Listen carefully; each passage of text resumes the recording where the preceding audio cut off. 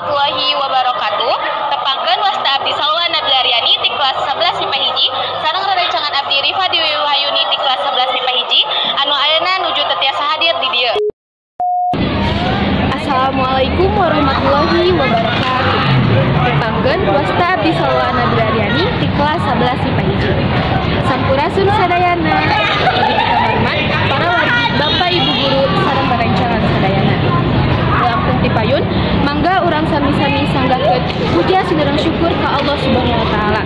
Teuing salawat sinereng salam kemudian dilimpah curahkeun ka junjungan urang sadayana nyaeta habibana wa nabiyana Kanjeng Nabi Muhammad sallallahu alaihi wasallam.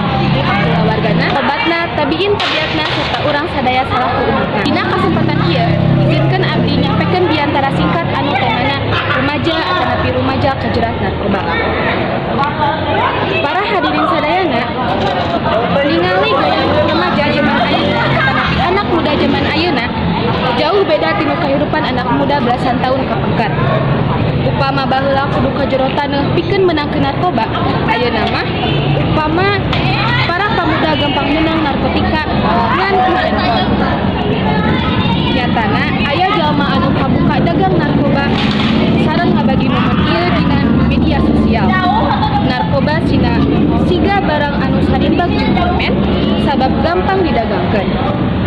Pamake narkoba anu lolobana mahasiswa sebenarnya geus apal kana pengaruh negatif dina zat terlarang ieu.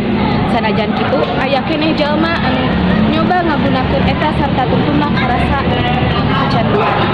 Sakali dua kali nonoman bisa nahan, tapi 3 nepi ka 4 kali aranjeunna mimiti jadi kecanduan sehingga bisa hirup jauh di narkoba.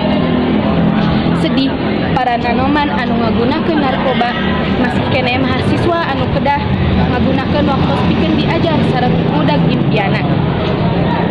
Muncul kuring mah narkoba teh pas pisan upama diibaratkeun pembunuh impian.